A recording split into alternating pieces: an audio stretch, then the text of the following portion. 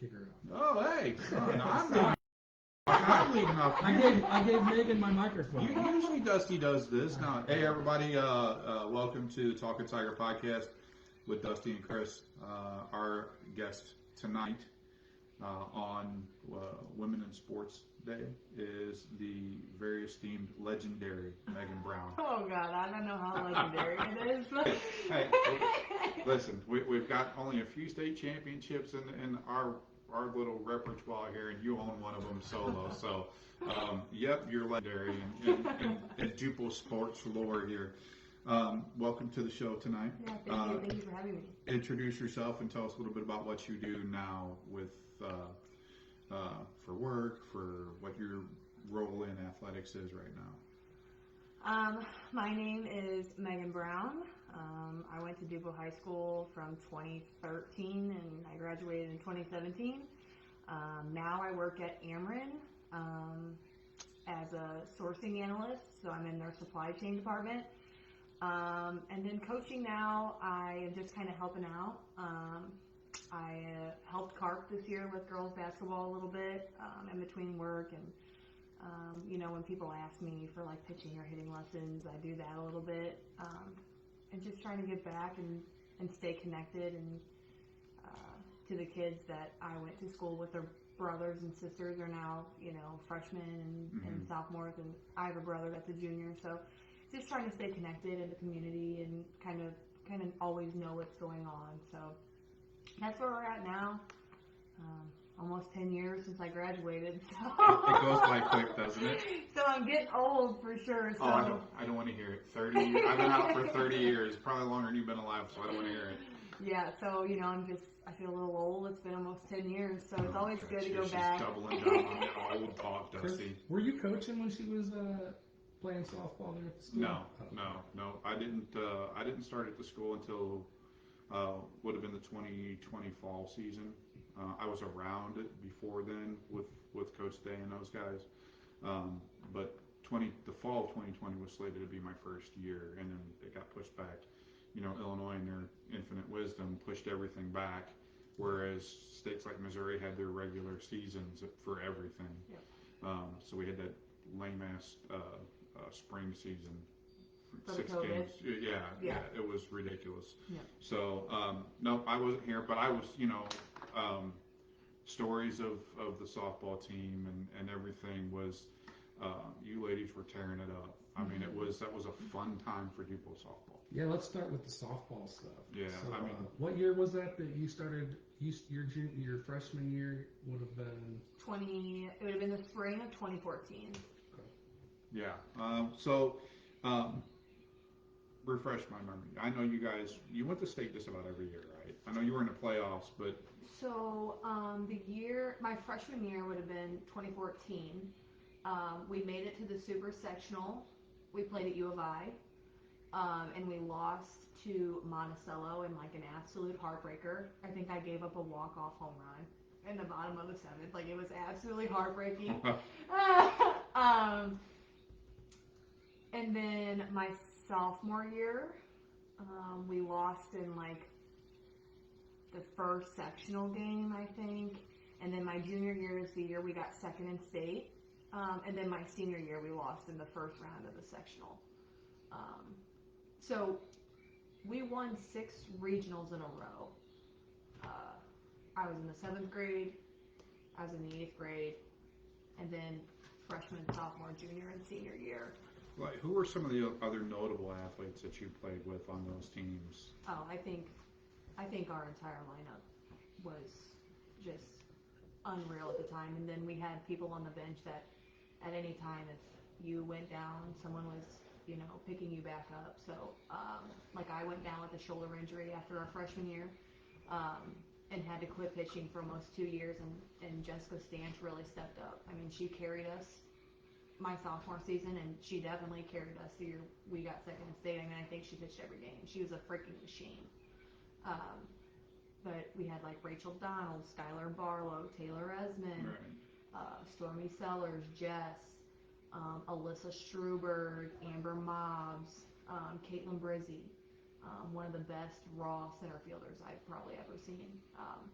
and Skylar was one of the best shortstops I probably ever played with, up until college, and Savannah Maldonado was one of the best second basemen I had ever played with. Like, every body that played had a role. But basically, pretty much stacked team. Yeah, that was a. Yeah. I mean, like that was the it thing. I mean, when you ladies were playing in the spring, it was, hey, when's the next softball game? When's this going?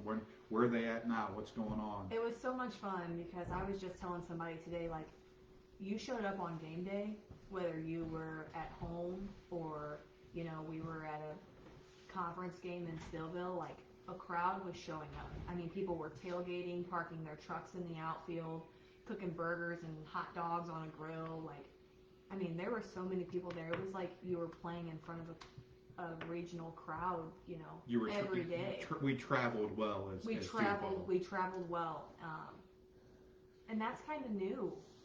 Right. That was kind of new for us then because we never really had a big turnout. Like, our parents came, of course, but right. When we really got good, the whole town really backed us and supported us. And from my freshman season to my sophomore season, I think we lost one starter, and it was Sissy Brown. She was our first baseman, and she was a senior when I was a freshman. And I think Mallory Coons played first base after that. And we just kind of, like, we never really lost anybody. Like, you knew. You were together from probably from, I'm not sure what they call them, from the quarterback club level all the way up. Yeah, we actually, our entire team, so the class above me that had, like, Rachel Donald, Savannah, Jess, and then I played on a team at the quarterback club when we were real young, and my dad and Jeff Donald coached. So we've been playing together since, like, the second grade. And it was the same thing with basketball. Like, I think we were like 0-92. Right. We hadn't won a game in like 3 years, and then my freshman year we come out in the Cat Classic and we go like 4-2, and everyone was like hooting and raving and like, what's going on? Who was the coach of that? Josh Lamond was our head coach, and then Carp was our assistant coach. Yeah, and but it was the same thing. My dad and Jeff Donald coached a Fox basketball league. Me and then like Skylar and then like Rachel and Savannah and Leah Campbell, from the time we were in the second grade. So we did everything together literally until the day we graduated high school. Right. So, I mean, it's easy to play with people that you play with every day. Well, and the amazing thing that I find in that is that obviously there were several of you that were good enough to go play select ball or travel ball, and it seems to me like you guys all stuck together here in town and you played with the people that you were going to play with in high school. And I know I have a strong feeling about that I believe that the more you play with the people that you're going to play with, the better success you're going to have. I don't know, what are your thoughts on that? I think it's hard, but I think it's beneficial. You know how girls are. We get catty. We get, you know how it is. Right. So there is a thing as like needing a break from each other. But I think honestly, the common denominator, 1 through, I think there were 20 girls on the team at the time, was we all knew we had a role. Everybody's roles were a little different, and we were all out there to win. Everybody wanted to win, regardless of what their role was. And it's easy to play with people that you can look at, and there's no animosity, there's no hard feelings. Like, they want you to do just as well as they want to do themselves. Right. No jealousy. No jealousy. And I think that, my 4 years in all of the sports, and, basketball and volleyball and softball, like, that was always the case. But that was instilled in us from very young. Like, from my dad and Jeff, like, we're here to win and we're going to cheer everybody on, and that's just the way we're going to do it. Right. So when we got to high school, I mean, we were already so close and tight-knit and, like, knew each other so well. We showed up every day just kind of doing the same thing. Like, we knew we were coming to practice, we were getting our work done, we were leaving. And so... Not a lot of craziness. It was, look, we're coming to work. That's mine. We're coming to work, get our work done, and through getting our work done, we have fun.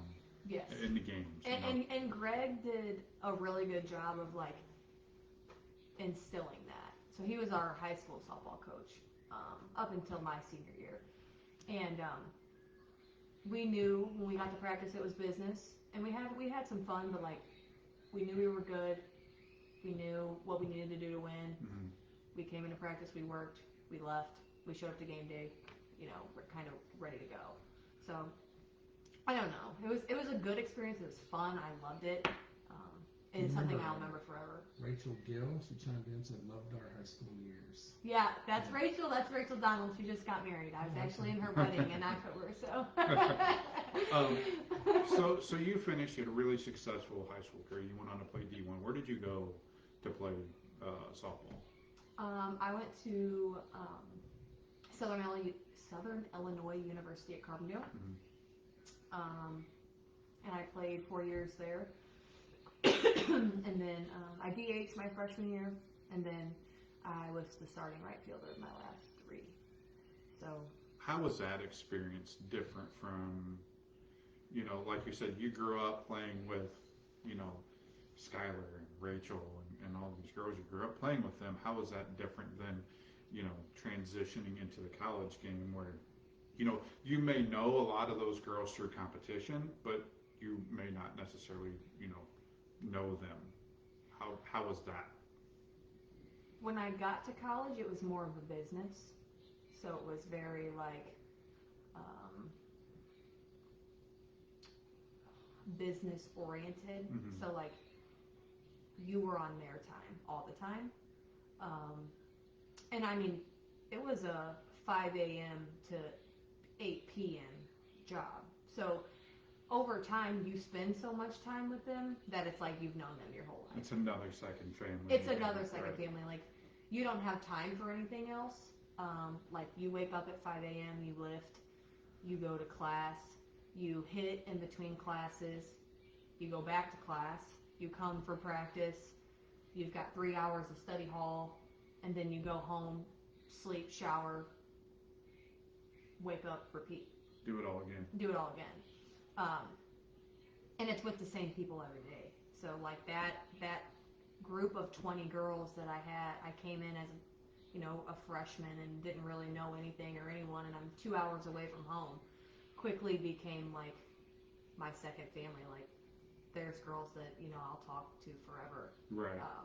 Made your lifelong, lifelong friends being there. Mm-hmm.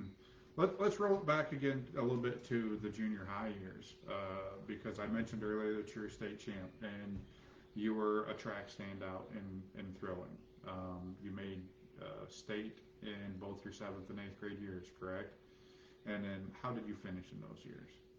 So in the 7th grade, I got 8th, and then in the 8th grade, I won. You won state. I won state. Yeah. Discus, right? Mm-hmm. Yep, and then it was discus only, and then I was on a couple, like I was on a 4x1 team that made it to state. Mm-hmm. I was on a 4x4 team that made it to state, and I think those 2 teams made it 6th, 7th, and 8th grade.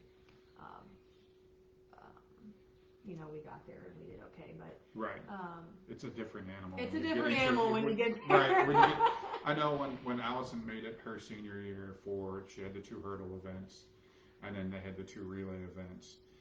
Man, you even though you're facing kids that are technically the same class as you are, it's still different. There's a different level of competition there. How do you end up specializing in discus? Like, how did you find out you were good at discus, and what are the mechanics that made you be able to launch that thing? Honestly, I don't even know. I think it was Carp's idea. Of course it was his idea. It was Carp. I'm almost positive it was Carp and Akers' idea. And I'm making this like a 20-second segment tomorrow. Right. It was Carp and Akers' idea. These are those state champion. It really was. I had played softball, and then just being naturally like strong. You don't know when you're that young, like what you're really good at, and they're like, why don't you just try? So I did, and I was like, wow, I'm actually decent. Right. I don't really know what I'm doing or how I'm supposed to do it, but let's just try it out. So then I ended up meeting a guy named Will Summers, and he was an Olympian thrower. So we started lifting, and he started training me on like real throwing mechanics, and I got like real throwing shoes. Like I had no idea what those were. Like he's like, you need throwing shoes. I'm like, okay. So we started to get like kind of serious, and I was like, am I even really that good? Like I don't know. And it's funny because every time we showed up to a meet, and it was Will and I, and we're warming up together. It was the same Waterloo girl. I wish I could remember her name, but like at every meet, I knew if one person was gonna beat me, it was this girl from Waterloo. And so we would kind of just shoot the shit. And her I'm dad. gonna find her. You can find out. I'm gonna go Brent and Lyle. Like, go through Waterlooians and see if we can figure out who that was. Her dad was her throwing coach, and Will and Carp obviously helped me. And so we would kind of battle back and forth. And I remember in the regional, I had barely beat her, like inches. And I looked at Will, I'm like, state's gonna be like, it's gonna be like a competitive. And then we get to state, and my first throw, I break the state record, and I walk out of the front of the circle, and I scratch. And I am hysteric, like absolutely just losing my mind, bawling the whole time. And Will's like, Megan, you have 4 more throws, like you have to get it together. And Carp's trying to hug me, and like throwing. Wait, Carp's a hugger? Carp's a hugger. I didn't know that. Carp's hugging me, telling me that it's gonna be okay, and Will's like, Megan, you have to get it together, like you have 4 throws left. You got both sides of the coin there. It's like, hey, quit being a baby, suck it up, let's go. Yeah. Exactly. Carp's like, Yeah, Carp's like, it's okay, it's okay. And then I think the other throws were okay. I don't really remember. I just know I scratched the best throw of the day, and I'm just praying to win at this point. And then they're announcing like over the intercom, like who placed, and the girl from Waterloo was like 3rd. And I'm like looking, I look over at Will, and I look over at Carp, I'm like, I think I won. And they're like, you think? I'm like, I don't know. Wow. And they called my name, and you're like on the podium, and you're all lined up, and it was a really cool experience. My mom and dad were there. how surreal was it though to be like whenever, like when you're like, I think I won, and then it sinks in, was it a surreal moment for you, or was it like, oh shit, they were right, I really am kind of good at this? You watch other people do it, and you're like, oh, okay, like state was so cool, like I didn't make it in the 6th grade for discus, so I'm watching all the events, and we're warming up, and we're walking around, and I'm like, wow, that girl's really good. And then you get there, and you fall short, and you get 8th, and you're like, hey, I didn't have my best day. And then you get there, and you're like one of the people to beat, and like I didn't know, like I got a throwing coach and throwing shoes in like 6 months, and I'm just like, I don't know. So you did that in 6 months time in your 8th grade year. It took like you hooked up with that coach. I really turned a corner. I turned a corner in probably 6 months.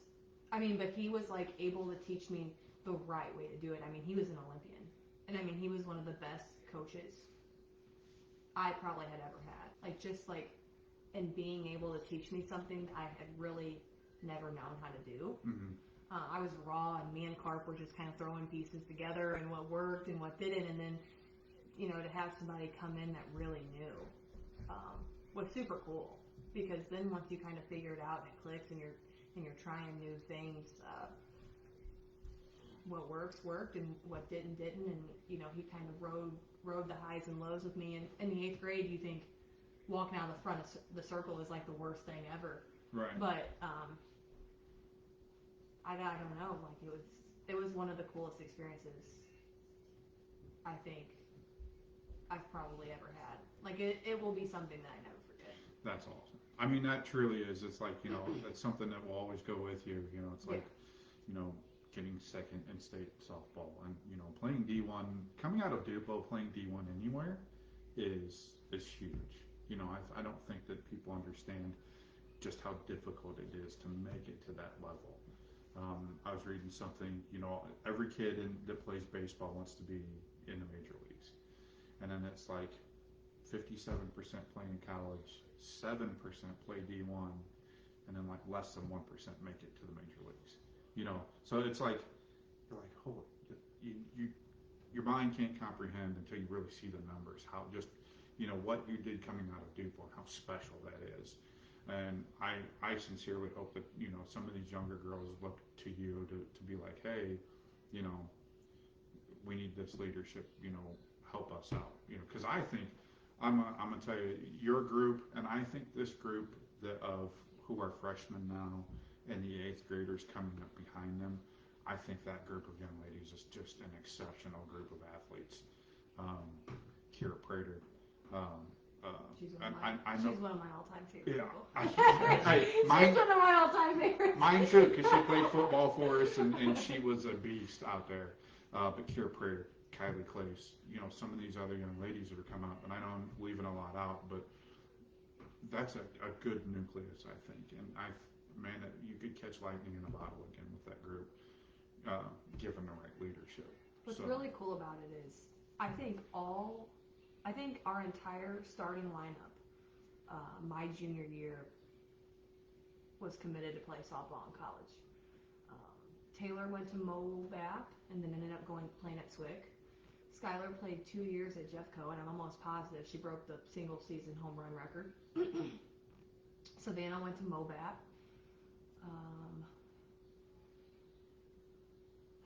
I can't think of who our first baseman was. I swear it was Mallory Coons.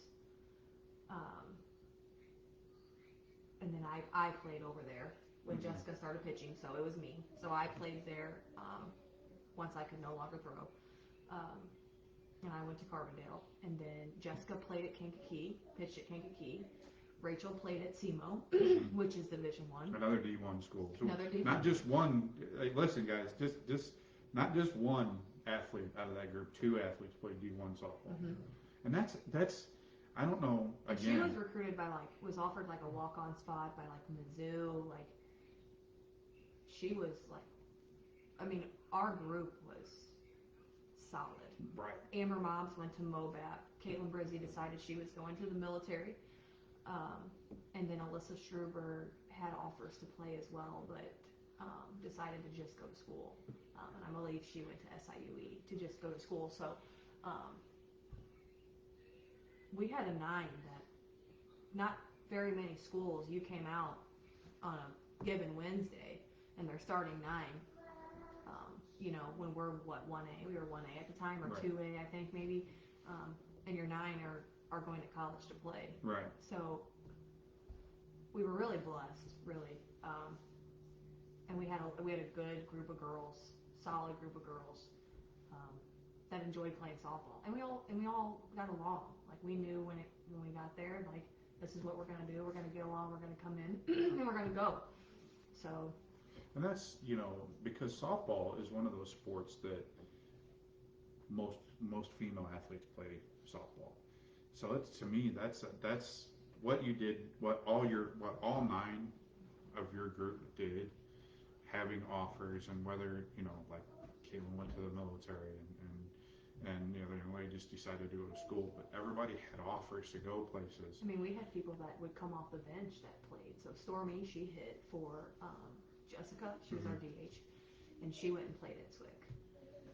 So. And that's extremely difficult to do in softball, because softball is such a competitive, like I said, so many girls play softball that that's extremely difficult to do. And to say all of us plus some of our bench players are playing college ball, that's huge, especially for a town like this.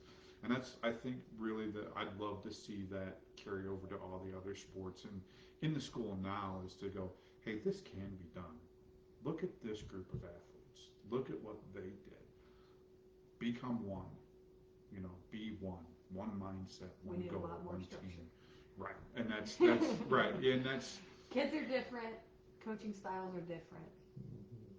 So. Kids are a little bit different. I don't know that they are different in the fact that I think that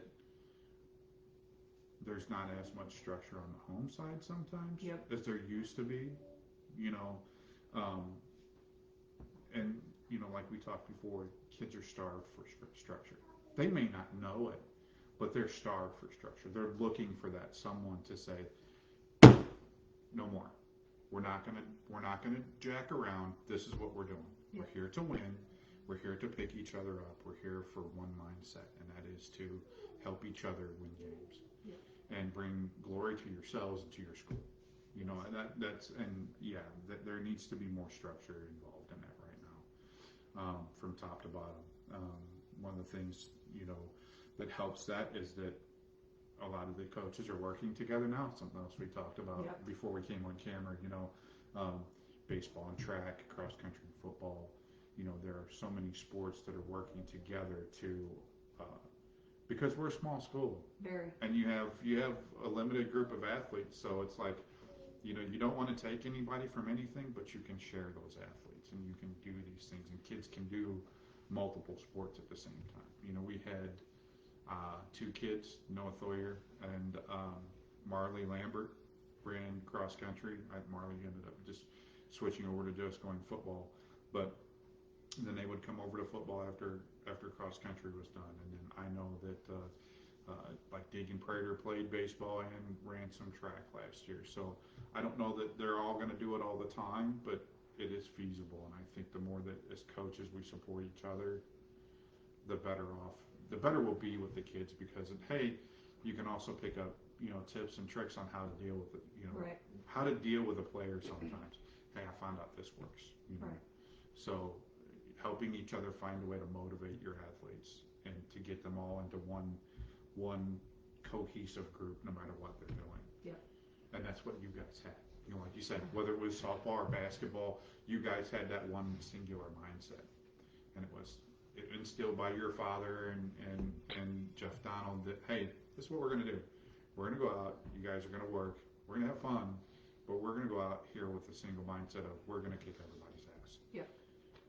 And that was the goal, and that's what you guys did. And God bless, I know it was a great time. It was a great time being a fan of Dupo sports at that time, especially softball, and listening to you guys and winning Cat Classics, and it was like really, really good stuff. So thank you for everything that you You're did. welcome. Hate to be disrespectful to any athletes in between, but it feels to me like that was the biggest rush since probably Nokomis and going back to the playoffs for football was their softball. Between what they did in that night and Right, Nokomis exactly, exactly. There was a pretty good lull. Yeah, exactly, right. But still great athletes and Right. doing great things, but just the excitement factor of knowing what our softball team's doing at state, and things like that. As a female athlete, what motivated you? Boys want to play in the MLB or whatnot. What motivated you to want to be part of the team? Honestly, I don't really know. I think when I was younger, I think I just wanted to be around my friends. And then as you grow into your body and you mature and you're like, wow, I might actually be decent, and then you're still enjoying playing with your friends, and you get to junior high and you're winning and you're like, oh, okay, so like there's like a level to it. So you win your regional, and then, we made it to state in junior high softball. And then you get beat in a heartbreaker. I think in the 7th grade we lost 1-0 to Carmi. And so like you lose in a heartbreaker, and then you're like hungry. You're like, okay, that's what it feels like. That's what it feels like to get there. Right. And then so you're motivated. Your motivation is more success based, and like wanting to be good and wanting to win, and then also just like being with my teammates. Like there are times and like scrolling through my phone and I see pictures of like our joke when we were juniors and we made that run to state as toast. Like when someone would hit a home run, like someone would make a tee and we'd be yelling toast out, because on our way to the sectional, Greg pulls over at this breakfast shop in the middle of absolutely nowhere and buys enough toast for the entire team to have a piece. So it's just like there's stuff like that that you'll just never forget. Right. And it's different. That's different than, going to college and playing. Like I said, it's more of a business. That's what you're expected to do. Yeah. Like if you're not winning, there's a problem. Right. So you were able to have this amazing high school experience right here in Dupo, and make a really great run with what you did. And I think that's awesome. And we see your name every time we go to a football game. And that plaque by the track. Right. Yeah, exactly. So we posted the picture, and of course, Will, your coach, was one of the first ones to say, "Oh my gosh, yeah, Megan Brown, absolute, phenomenal athlete." So, Right. I think one of the things that you mentioned there too is success breeds hunger. Hunger breeds drive. Drive breeds success. Right? Yeah. So, you had, hey, we're good, we're going, and you get that taste of success, and then failure at the end, and you're like, shit, I hate that. Yeah. I want this. Very humbling. I want this back, right? And then which turns into drive. Yeah. And then that drive turns into more success. Yeah. And our parents too wanted the success for us. So like, we're out and we're working hard and we fall up short, and our parents are like, want it just as bad as we do. So when you're feeding off your teammates and you go home and you're what could we have done different? This is the outcome. How do we change the outcome? Hitting lessons, pitching lessons, practices on the side with your friends, going to the cage and taking DP with Rachel and Skylar and Taylor. We would come up and hit till it got dark outside in the cage by the field. Kind of just like connecting on our own without adults around, where we can kind of say how we feel about it and work it out, and we can be frustrated and kind of have that part of it, and then you move on. So I think just too, like, our parents wanting it for us, right, and everybody's parents wanting it for us, and honestly having the community back us like they did was huge. Like, the turnout was great. The parade through town when we won state, like, people were going absolutely crazy. Or when we got second in state. But bringing home that sectional trophy and the super sectional trophy, and people just being so happy for you. Right. It's unreal, the people that show up. There's People were a genuinely silent crowd so of happy. Dupo that will show up happy as heck, like Nokomis. We had a midnight parade when they won that game. And there were people you'd never seen or heard from out on their front lawns, just happy to be part of it. Knowing we were coming back into Right, town. exactly, Right. yeah. So it's pretty incredible the way that it does bring people out and bring the support out. And I think that support's growing in Dupo, and I hope it continues to. But yeah, I mean, you witnessed that firsthand. You were on the fire truck, so Yeah. a couple times. Couple times. Yeah. Yeah. So I honestly think getting the community out, and getting people, to the games and giving them a reason to show up. And I mean, I saw people that I had never seen before, like Mr. Wilkie. Right. He said he saw an ad in the paper. We had just beat Freeburg. Little Dupo beats Freeburg, and he's like, I didn't miss a game after that. And it's just like, things like that is we beat Bree Central. Right. Teams you're not expected to beat. You're not expected to beat. Right. It was the same thing. My dad and I were just talking about it. We were sophomores, I think, and we're playing basketball, and we go down to Alton Marquette. We're not picked to beat Alton Marquette. Right. And we beat them by 2 or 3, I think. And they had twin sisters that were going to play college basketball. We're not picked to beat Alton Marquette, but we beat Alton Marquette, and then, we're beating teams that we shouldn't beat, and then we come home to our next home game in the gym, and it's crowded. Right. There's so many people in there. Right. And you started the little engine that could. Yeah. And it's like, hey, these they can do this. They're doing this. Yeah. Let's go watch. Yeah. So I think it's just getting people out too. Right. Like having the support and like knowing that people are wanting you to succeed and people are watching. Right. I don't want us to go too far on the, like you said, we gain success and then people come out. I want to see people come out. Yeah. And be there even when things aren't going well. Yeah. Because then that shows everybody, hey, to me these kids, and as a coach, I honestly, unless somebody's being really loud or obnoxious or something, I don't pay attention to what's going on behind me. But I know the kids see that. Yep. And that to me, even if you're in a situation where, man, you're getting your tail kicked in a game or it's just not going the way you want it to go, having the crowd there to be, hey, let's go, being supportive can be the difference in turning that corner. Hey, let's get together, let's flip the script here, and let's give these people something to cheer about. That's exactly what happened, how we found the 2016, 16 was a big softball year, right? Mm-hmm. That's how we discovered it, was just driving by on Main Street and seeing a huge crowd at the softball field, like, what the hell? why are there so many people at the softball game? Oh, come to find out, they're amazing. Well, it looked like a homecoming football Yeah, game with exactly. everybody packed in So from the highway all the way up to we've got to go where to you one come of in these and out. games now, So I think that draws people in too, just seeing like just the interest, and that's what Chris and I started to try to do is get more out there and little things, even like Dupo Robotic Club, something That's small awesome. like that, just Mm-hmm. pushing it out, and people never realized this existed, and so. It's great to hear from someone as successful with a high school career as you had. What do you say was your absolute favorite moment if you had to pin it down to one high school memory that? Winning the super sectional the year we got second in state, probably. Yeah. I mean, we went down 3-0, I think, in the first inning. Like, just jitters. I made an error. Somebody else made an error. We're down 2-0. Greg calls timeout. He's like, let's relax. We're in the ball game. Okay, it's not a big deal. And they were actually picked to win state or get second in state. We were playing St. Joseph Ogden. And I remember getting to the field, and I'm scrolling through Twitter, trying to preoccupy myself. And IHSA put out a tweet, and it was like, who do you got to win St. Joseph Super Sectional? And it was 98% St. Joseph Ogden, 2% Dupo. Oh my gosh! And you guys seen that? Yeah, and so I'm like, okay, like that's fine. And I think Brandon Roth at the time quote tweeted it and put like the frog sipping the tea.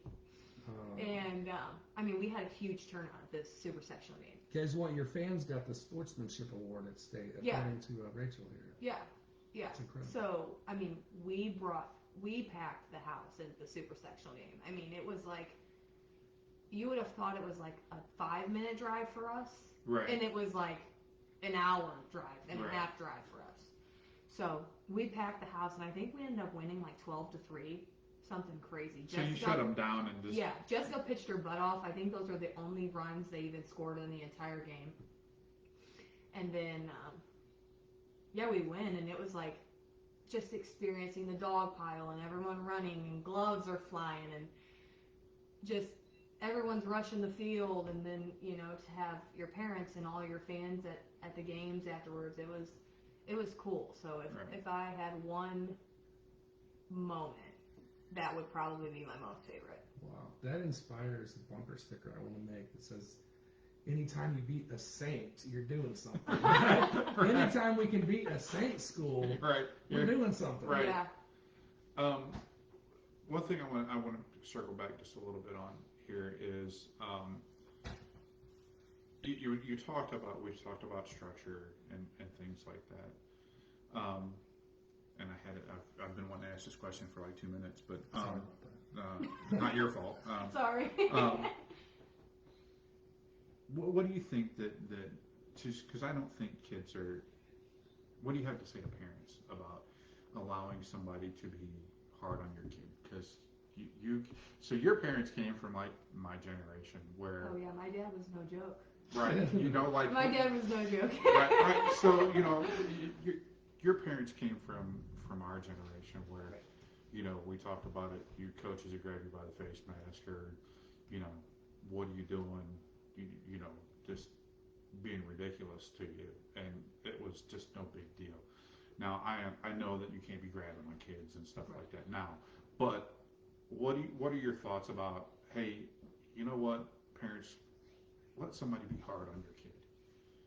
Let somebody coach them to the way that they know needs to be done. There's not abusive. I encourage it.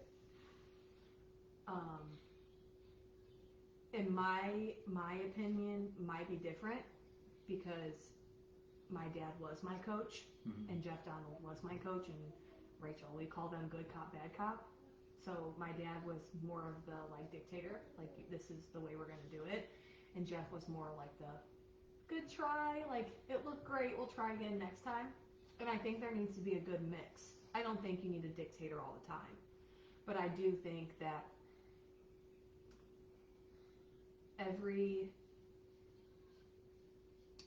there's a consequence for every action, Right. whether it's good or bad. Right. So You know, if your son or daughter gets out of line and mouths off, or, you know, whatever the case may be, and the coach decides to light your kid up, let the coach light your kid up. And if punishment is sitting out a quarter, then they sit a quarter. Right. Because in life, that's going to be minor when they're an adult and they smart off to a business owner that right. is hiring them. And that's you the need to learn thing those lessons too. earlier. That's the thing too, is like there was so much to learn about life outside of winning and losing in the championships, and you learn how to coexist with people that you don't like. You learn and meet people that are going to be your forever friends. You know, like Rachel and I have been friends for 20 years. I was just in her wedding. You know, you just learn so many different things. You learn how to take constructive criticism. Right. It's constructive. Constructive criticism. is the very key word in that. Yes. In that whole thing is constructive criticism. Right.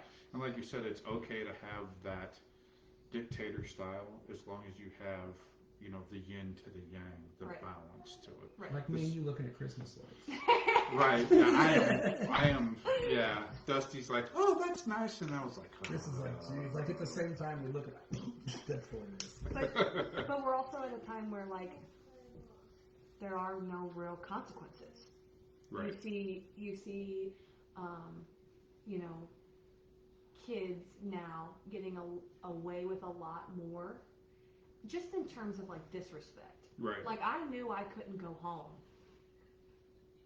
and like raise my voice to, you know, mom or dad, or, you know, I couldn't go home and be disrespectful, and it was going to be okay. Right. So I knew when I got to practice that I couldn't be disrespectful, and it was going to be okay. There was a consequence. Right. You knew if you did it there, you'd get in trouble there, and you were going to get in trouble at home. Right. Yeah. So, and everybody I played with, I mean everybody, was raised that way. Respect. Yes, sir. No, sir. And I played very emotional, and a lot of people didn't like it. But there was a difference between emotional and chippy and carrying yourself a certain way than there was disrespect. So I don't really know, because any of the people I played for never allowed it. And it's different now, because you have to be careful with what you say and how you approach kids, and you can't cuss, and you know, that was never a worry with us. Right. Like How many times did your dad cuss you out when you I mean, the car rides home. The car rides home were not great. Right. But I also would have never been the athlete I was without him. I tell everybody that. It was horrible at 15. Right. When you're getting yelled at, and 1 for 3 is not good enough, and you scored 12 points, but you got pushed around a little bit. I mean, we were at Stillville, and I was getting pushed around. He ran down the bleachers with me, and ran up and down the floor with me. And Jeff Donald was up in the stands like, can you please come sit down? Can you please come sit down? So, like, I mean, at 15, it wasn't great. Right. You're like, but frustrating, embarrassing. Right. Like, wow, people are going to think my dad's crazy. Like, he is, but that's besides the point. Well, all dads are crazy whenever you're talking about athletes. But so I would have never been the person I am without him. Just about life and how to handle people and adversity, and life's not fair. Mm-hmm. And I would have never been the athlete I was without him. But that's because there was structure. Right. And I was led in a direction to where if you want to be successful, this is what it's going to take. And you're either all in or you're all out. Right. You don't get to do half of it. You're going to do all of it, or you're not going to do any of it. Rent is due every day. Right. Yeah. And everybody I played with was the same way. And that is one of the best things about it, is everybody was bought in. And everyone showed up, and you knew you were getting all they had that day. And in college, it was the same way. And I think that's what I appreciate the most about college, is we all showed up same goal. Like, we're here because we want to win. Right. Again, you know, back to just knowing your role. Like, Right. he showed up, we're here to win. And you know, kids don't play that like that anymore either. It's fun. It's something to do after school. So it's kind of harder now, I would say. And that's only been 5 years. Yeah. 6 years. Yeah. You know. Yeah. It's you can't put that in a kid. A kid has to have that. You know, you're either gonna rise to the occasion or you're gonna shut down. Right. And that's why when I asked you like what you think it took, like part of you were born an athlete. I mean, don't you think people are born with the, you know, to be a state champion, you have to be born with some sort of ability. Skill. Right. But it also takes, and this is one, you know, it takes somebody to look at you and say, give it a shot. Right. Yeah. Exactly. Yeah. You without carp or acre, who knows if I even ever touch a discus? I mean, and that's Right. I wasn't interested in track. I hate running. Right. I didn't want to run, and then I'm like, wow, I can kind of run a little bit too. Like, I was playing all these sports, and they're like, well, try this, and let's try this, and so I did. Like, without someone to even talk me into giving it a chance, who knows if I even ever pick up a discus? Right. So. And as a coach, I think that I like to think that, you know, I see certain things in certain kids, and I know when Allison was running track, and Ankruth looked at her and says, you know, I think your future's in the hurdles. And I'm like, what are you doing?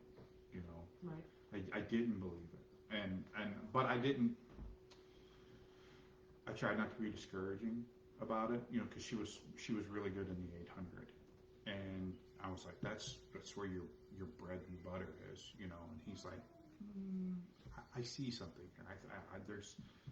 We're gonna try this. And I know the first time that she ran the race, and she hated, oh, Dad, I'm never doing this again, blah, blah. And then over that summer and then the next year, you know, it was like, okay, that failure drove her. Right. And then we sought out somebody from Freeburg who was a good hurdler, you know, boy who was a good hurdler in Freeburg, and went up and worked with him. And then she worked on her own every time. Let's go to the track. She would work on her own. And when she could drive, she was up there working on her own too. And that's one of the things that she made state in. You know, she didn't make state in the 800, you know, but she did in the 300 meter hurdles and 110 meter hurdles. And I was like, and I told Acre too. I told him, I hugged him, and I said, you know, thank you for everything that you've done for her, and you were right. I was wrong. You were right. You know, and that's special that you have had people like that to say, hey, let's pick up this discus and just see what happens.